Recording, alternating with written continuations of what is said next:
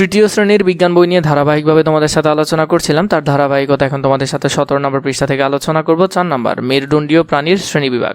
আমরা কিভাবে মেরুদণ্ডীয় প্রাণীর শ্রেণীবিভাগ করতে পারি।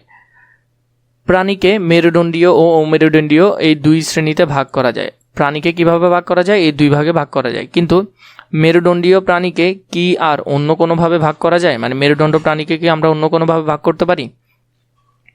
মেরুদণ্ডীয় প্রাণীদের কিভাবে শ্রেণীকরণ করা যায়? মেরুদণ্ডীয় প্রাণীদের কিভাবে শ্রেণীকরণ করা যাবে? কাজ, বৈশিষ্ট্যের ভিত্তিতে মেরুদণ্ডীয় প্রাণীদের তুলনাকরণ।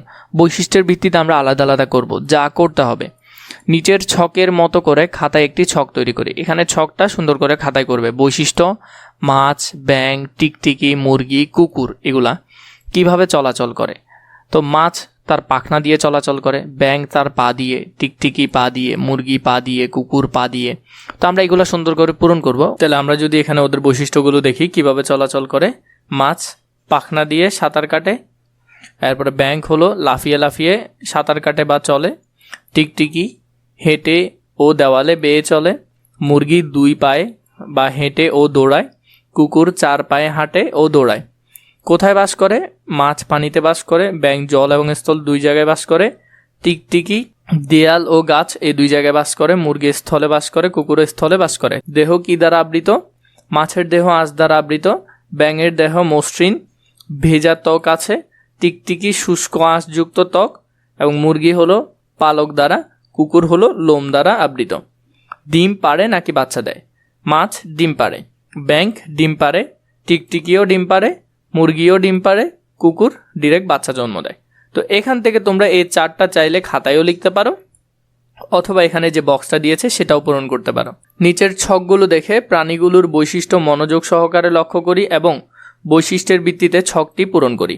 তো এখানের মধ্যে যে আমাদেরকে প্রাণীগুলো দিয়েছে এগুলো আমরা একটু দেখব। এগুলোর লক্ষ্য যে বৈশিষ্ট্য আছে বৈশিষ্ট্যগুলোও যদি আমরা একটু দেখি। যেমন প্রথমে আছে মাছ, এখানের মধ্যে মাছ দেখতে পারতেছ, কুকুর আছে। তাহলে লিখতে পারো পানিতে বাস করে, ফুলকা দিয়ে শ্বাস নেয় এবং দেহ আঁশযুক্ত। ব্যাঙের ক্ষেত্রে পানি ও স্থলে বাস করে, চামড়া ও ফুসফুস দিয়ে কি করে? চামড়া আছে ও ফুসফুস দিয়ে শ্বাস নেয়। সরীসৃপ প্রজাতির হলো টিকটিকি, স্থলে বাস করে, শুষ্ক আঁশযুক্ত চামড়া থাকে। এরপরে পাখির মধ্যে মুরগি আছে, পলক থাকে, ডিম পাড়ে এবং ডানা দিয়ে ওড়ে এবং ডিম পাড়ে। স্তন্যপ্রায়ের মধ্যে কুকুর আছে, বাচ্চা জন্ম দেয় এবং লোম থাকে। সার সংক্ষেপ হলো কি?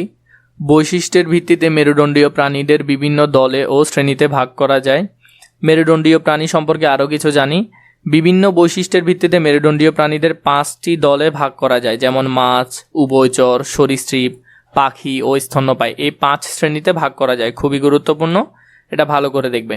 মেরুদণ্ডের উপর ভিত্তি করেও কয় ভাগে ভাগ করা যায়? 5 ভাগে। যেমন মাছ পানিতে বাস করে, এরা ডিম পাড়ে এবং পাখনার সাহায্যে পানিতে সাঁতার কাটে। বেশিরভাগ মাছের দেহ আঁশ দ্বারা আবৃত থাকে। উভয়চরের মধ্যে আছে উভয়চর প্রাণী, জল ও স্থল উভয় জায়গায় বসবাস করে, এরা পানিতে ডিম পাড়ে। এগুলোর দেহে এক ধরনের মসৃণ ও ভেজা ত্বক দ্বারা আবৃত থাকে। ব্যাঙ একটি উভয়চর প্রাণী, এরা সাধারণত লাফিয়ে চলাচল করে। এরপর সরীসৃপ প্রজাতির মধ্যে আছে টিকটিকি। সরীসৃপ শ্রেণীর অধিকাংশ প্রাণী যা জলে বা স্থলে বসবাস করে, এগুলোর দেহ এক ধরনের শুষ্ক আঁশযুক্ত ত্বক দ্বারা আবৃত। এরা স্থলে ডিম পাড়ে। সাপ, টিকটিকি ও কুমির সরীসৃপ জাতীয় প্রাণী, এরা পা দিয়ে হাঁটে অথবা বুকে ভর দিয়ে চলে। এরপরে হলো পাখি। বেশিরভাগ পাখি ডানা মেলে উড়তে পারে, এদের দেহে পলকে ঢাকা থাকে। এদের বেশিরভাগই গাছে বাসা বানায় এবং সেই বাসায় ডিম পাড়ে। স্তন্যপায়ী প্রাণীর দেহে পশম, লোম বা ত্বক দিয়ে ঢাকা থাকে। এরা হাঁটা বা দৌড়ানোর কাজে নিজেদের পা ব্যবহার করে। এরা বাচ্চা জন্ম দেয়, বাচ্চা মায়ের দুধ পান করে। অধিকাংশ স্তন্যপায়ী প্রাণী স্থলে বসবাস করে, যেমন মানুষ, কুকুর, বিড়াল ইত্যাদি। কিছু স্তন্যপায়ী প্রাণী পানিতে বাস করে, যেমন তিমি এবং ডলফিন। কিছু স্তন্যপায়ী প্রাণী উড়তে পারে, যেমন বাদুড়। তো এখান থেকে তোমরা ধারণা পেলে কিভাবে করবে।